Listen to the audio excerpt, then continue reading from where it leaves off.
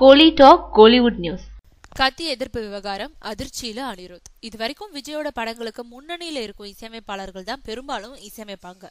ஆனா சினிமாவுக்கு வந்து சில படங்கள்லயே விஜய் படத்துக்கு ஒருத்தர் இசை அமைச்சிருக்காருன்னா அது அனிருத் தான். அவரோட இந்த அசுர வளர்ச்சி கோலிவுட்ல முன்னணியில இருக்கும் ஹாரிஸ் ஜெயராஜ், யுவன் சங்கர் ராஜா, ஜிவி பிரகாஷ்குமார், டி இமான் ஆகியோருக்கு பெரிய அதிர்ச்சியா இருக்கு.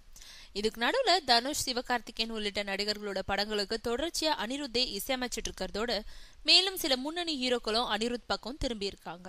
அதனால அடுத்தடுத்து பெரிய பட்ஜெட் படங்களா கமிட் ஆகிட்டு இருக்காரு அனிருத்.